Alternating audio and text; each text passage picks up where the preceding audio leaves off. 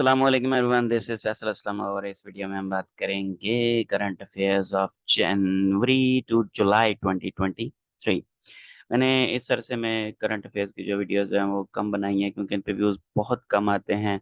और जब मैं पेपर की वीडियो बनाता हूँ तो उस पे व्यूज़ के जो हैं वो ज़्यादा आते हैं। तो ऑब्वियसली फिर जब आप लोगों को शायद कुछ को अंदाज़ा और कुछ को अंदाज़ा ना हो कि 2000 से 3000 व्यूज़ पे एक डॉलर आता है।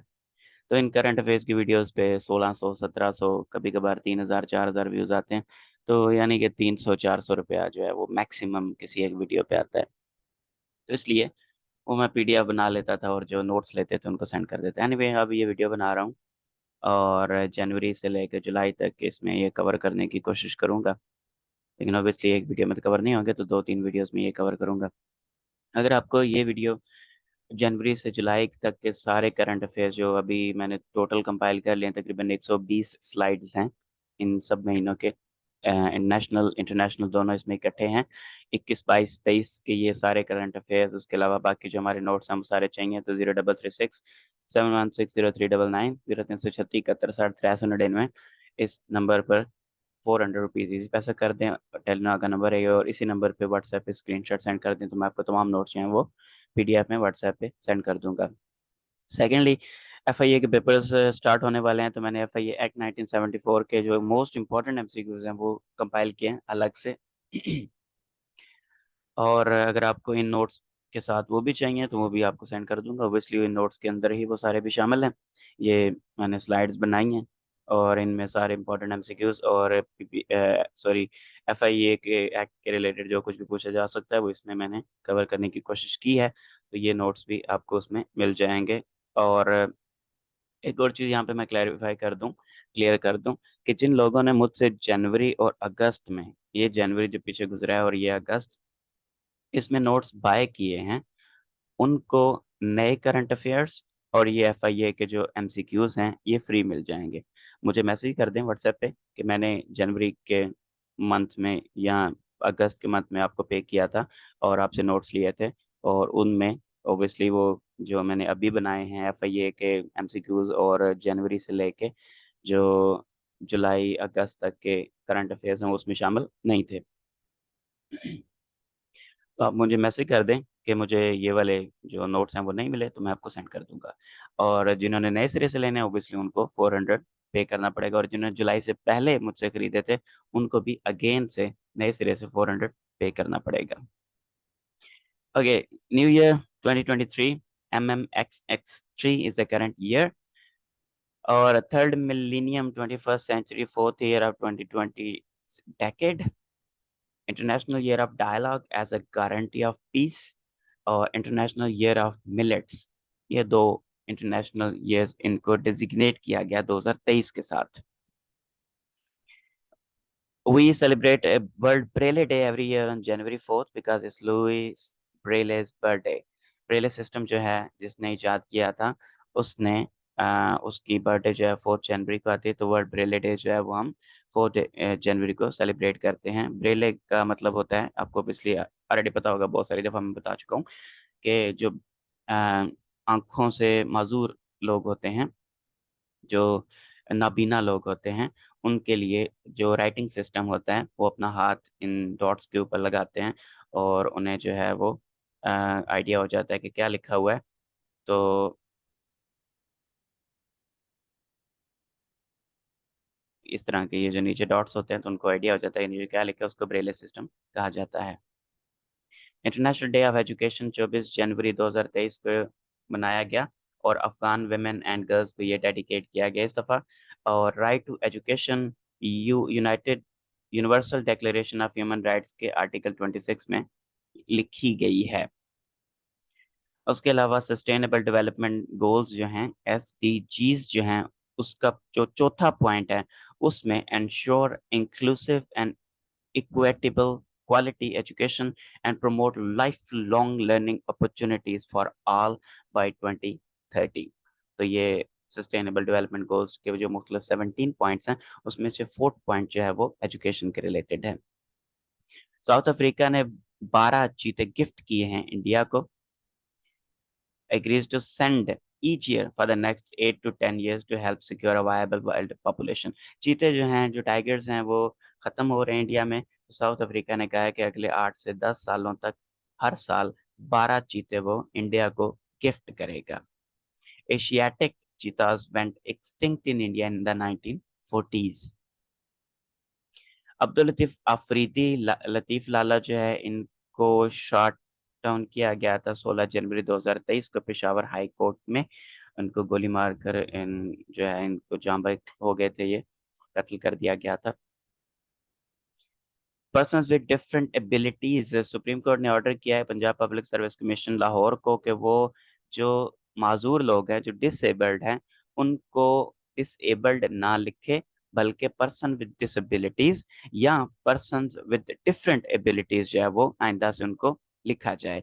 पब्लिक जो एडवर्टाइजमेंट्स हैं उनमें भी, नोटिफिकेशंस में भी और ऑफिशियल कोरेस्पोंडेंस के अंदर भी उनको पर्सन्स विद डिफरेंट एबिलिटीज या पर्सन्स विद डिसेबिलिटीज लिखा जाए, डिसेबल्ड पर्सन्स उनको ना लिखा जाए। फ्यूचर फेस्ट 2023 जो है लाहौर में मुनक्किद किया गया एक्सपो सेंटर के अंदर, and that was all. Saudi hosting a historic delegation of Saudi startups and venture capitalists who are meeting Pakistani companies and key stakeholders to explore. Anyway, future fest 2023 Pakistan में मुनक्किद की गई और लाहौर में मुनक्किद की गई। पाकिस्तान की लार्जेस्ट टेक कॉन्फ्रेंस थी।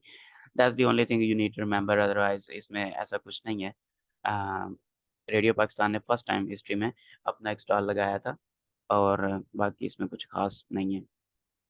Pakistani prime minister Shehbaz Sharif ordered ban on Wikipedia to be lifted. 3 फरवरी 2023 को पाकिस्तान ने विकिपीडिया पर बैन कर दिया था और 6 फरवरी 2023 को प्राइम मिनिस्टर शहबाज शरीफ जो हैं, उन्होंने पीटीआई को ऑर्डर किया कि विकिपीडिया से बैन जो है वो हटाया जाए। इससे पहले 31 मार्च 2006 को विकिपीडिया को बैन किया गया था, मई 2010 में बैन किया गया था और अब 3 फरवरी से 6 फरवरी 2023 तक बैन किया गया है इसको। यूट्यूब की जो सीईओ हैं Susan Wojcicki, I have no idea how to pronounce that name, और ये दस्तबरदार हो गई हैं अपने सीईओ के ओहदे से और उनकी जगह ली है नील मोहन ने as a CEO YouTube. Earthquake in Turkey 6 फरवरी 2023 को 7.8 जो लेवल का अर्थक्वेक है वो तुर्की और नॉर्दर्न एंड वेस्टर्न सीरिया शाम में आया और 4 मार्च 2023 तक 52,700 अमवात इसमें कंफर्म हो चुकी थी और डेडलीस्ट अर्थक्वेक है तुर्की में 526। एंटीओक अर्थक्वेक के बाद आज ये सबसे खतरनाक ज़लज़ला है।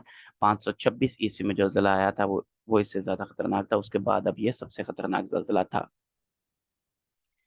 जो बाइडेन इन यूक्रेन पहुंचा है, ये 20 फरवरी 2023 को 2 दिन पहले first anniversary of Russia invasion of Ukraine 22 फरवरी 2022 को यूक्रेन पर अटैक किया था रशिया ने, और जो बाइडेन ने यूक्रेन का विजिट किया है 20 फरवरी 2023 को। हमजा यूसुफ जो हैं उनको स्कॉटिश पार्लियामेंट ने फर्स्ट मिनिस्टर ऑफ स्कॉटलैंड मुकर्रर किया। Basically first minister of Scotland का मतलब होता है कि वो वहाँ के प्राइम मिनिस्टर हैं, स्कॉटलैंड के prime minister, becoming the first non white and first Muslim to hold the position since it was created in 1999। तो फर्स्ट मिनिस्टर ऑफ स्कॉटलैंड जो है वो हेड ऑफ स्कॉटिश गवर्नमेंट होता है, बेसिकली वहाँ का उनका प्राइम मिनिस्टर है और ये एक पाकिस्तानी है। November 2022, OpenAI launched ChatGPT, a chatbot based on the ChatGPT 3 family of language models. ChatGPT gained worldwide attention following its release, becoming a viral internet sensation. उसके जवाब में फरवरी 6 में गूगल ने बार्ड लॉन्च किया। चैट जीपीटी के मुकाबले में Google ने अपना एक असिस्टेंट जो है एआई चैटबॉट इंट्रोड्यूस करवाया जिसका नाम बार्ड रखा गया, गूगल बार्ड। रामचंद्र पौडेल जो हैं ये नेपाल के करंट प्रेसिडेंट हैं। बिटिया देवी भंडारी को इन्होंने सक्सीड किया है। तो that is the only thing you need to remember, Ramchandra Paudel जो हैं ये नेपाल के प्रेसिडेंट हैं। 95th एकेडमी अवार्ड्स में बेस्ट पिक्चर का जो अवार्ड मिला है Everything Everywhere All at Once को मिला है। इसके अलावा मिशेल यो जो हैं ये फर्स्ट एशियन बनी हैं, बेस्ट एक्ट्रेस अवार्ड इनको मिला है। पहली एशियन है जिनको अकेडमी अवार्ड्स या ऑस्कर्स में बेस्ट एक्ट्रेस का अवार्ड जो है वो दिया गया है Everything Everywhere All at Once में इनकी परफॉर्मेंस की वजह से।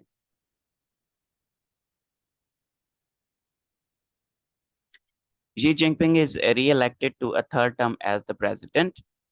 2023 Chinese presidential elections were held on 10th March 2023. 14th National People's Congress इसने इलेक्ट की है। प्रेसिडेंट जो है सेकंड हाईएस्ट ऑफिस है चाइना का। फर्स्ट जो है सबसे हाईएस्ट ऑफिस जो है पैरामाउंट लीडर जिसको कहा जाता है, वो उसका नाम general secretary of the Chinese communist party है, और ये दोनों ओहदे जी जिनपिंग के पास ही हैं। अटॉर्नी जनरल जो है पाकिस्तान के करंटली मंसूर उस्मान अवान हैं। इससे पहले शहजाद अता इलाही थे, उन्होंने रिज़ाइन कर दिया था। और उसके बाद फिर 27 मार्च 2023 से अब मंसूर उस्मान अवान हैं। बेसिकली अटॉर्नी जनरल जो होता है वो सरकारी वकील होता है, गवर्नमेंट की जानिब से, प्राइम मिनिस्टर की तरफ से या गवर्नमेंट की तरफ से या फेडरल गवर्नमेंट की तरफ से जो भी मुकदमे होते हैं उनमें अटॉर्नी जनरल जो है वो पाकिस्तान की तरफ से पेश होता है। बाहर के ममालिक में भी अगर पाकिस्तान की नुमाइंदगी करनी हो किसी अदालत में तो वहाँ पर भी अटॉर्नी जनरल ने पेश होना होता है। Longest serving attorney general Sharifuddin Pirzada थे। और अजीज मुंशी जो है उन्होंने 4 दफ़ा इस पोस्ट को होल्ड किया।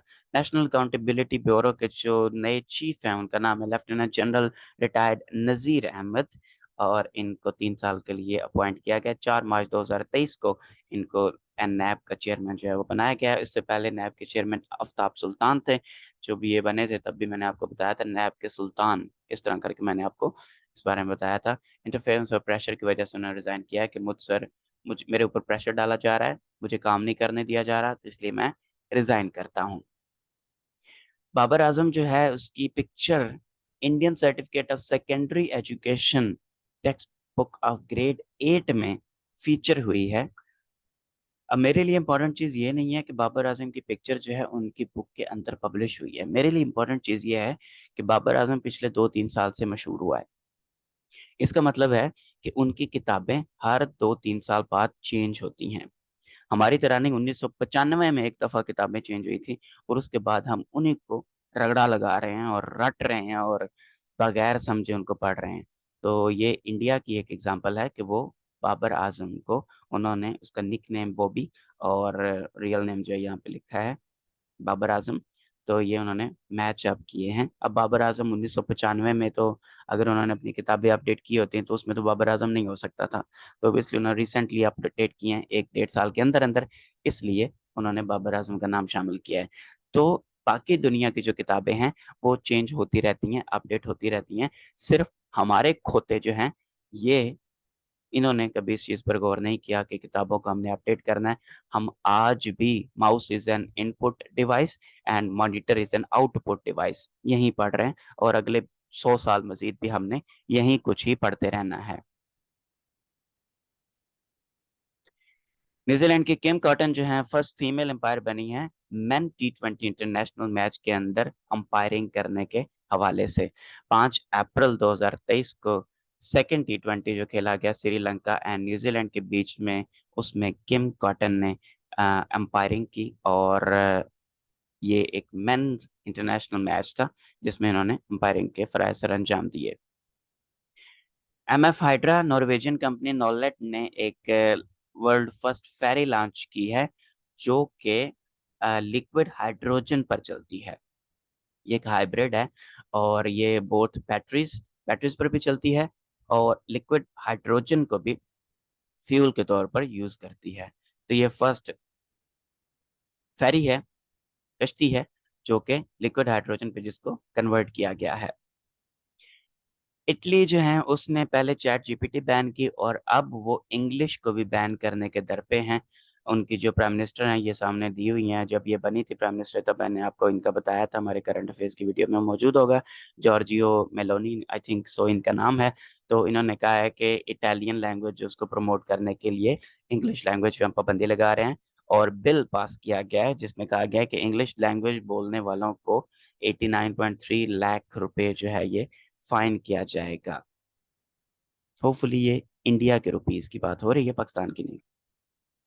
Finland becomes 31st NATO member after Turkey's approval on 4th April 2023.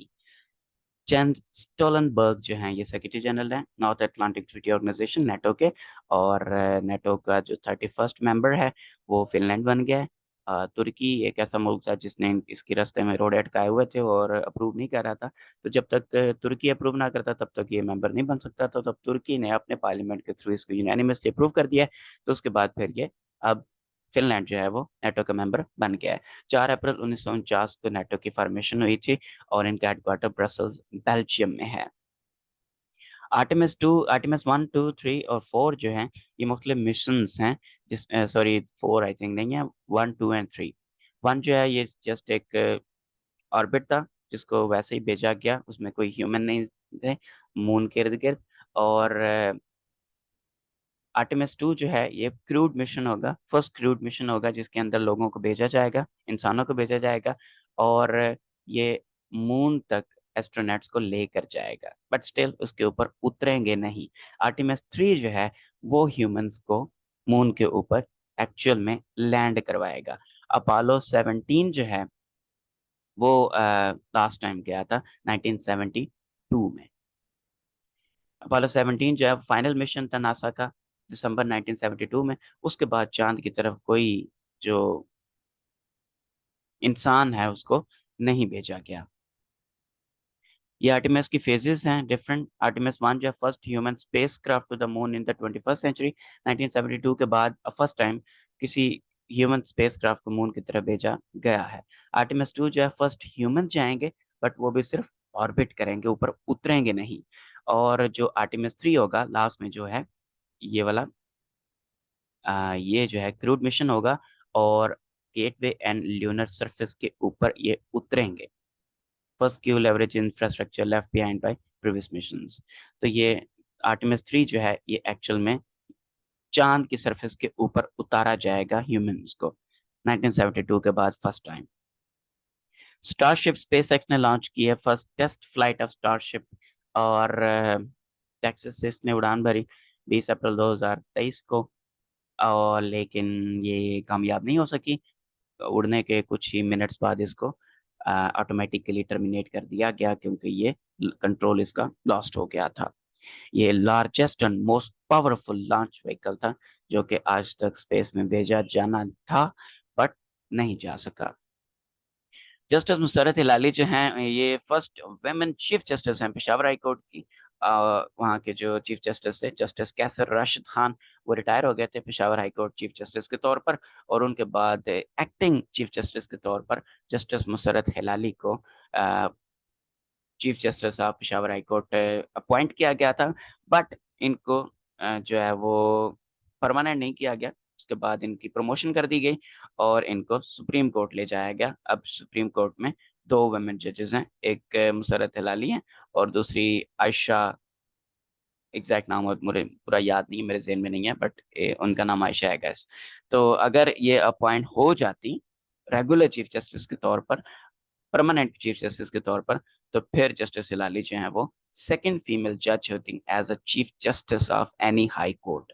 इससे पहले जस्टिस सैयदा ताहिरा सफ्दर जो हैं 2018 में बलूचिस्तान हाई कोर्ट की चीफ जस्टिस रह चुकी हैं। लेकिन खैर ये परमानेंट नहीं हुई, इनको चीफ जस्टिस के ओहदे पे परमानेंट नहीं किया गया बल्कि इनको सुप्रीम कोर्ट बुला लिया गया और फिर ये सुप्रीम कोर्ट के जज के तौर पर इस वक्त सर्व कर रही हैं। ग्रांट ब्रैडबर्न इस वक्त जो पाकिस्तान की टीम के कैप्टन है वो बाबर आजम है। कोच ग्रांट ब्रैडबर्न हैं। बैटिंग कोच एंड्रयू पटेक और बॉलिंग कोच मोने मोकल हैं। ठीक है, तो ये बेसिकली एक शॉर्ट सा इंट्रोडक्शन है। CASA thousand Islamic Development Bank ने लोन दिया है, फाइनेंसिंग की है 13 मिलियन US डॉलर्स की Central Asia South Asia electricity transmission and trade project, short form में इसको कासा थाउजेंड कहा गया है। और ये किर्गिज़स्तान और ताजिकिस्तान से बिजली लेकर पाकिस्तान और अफगानिस्तान को सप्लाई करेगा। और इस्लामिक डेवलपमेंट बैंक का जो हेडक्वार्टर है वो जद्दा में मौजूद है। 1300 मेगावाट की बिजली जो है ये पाकिस्तान और अफगानिस्तान को सप्लाई की जाएगी।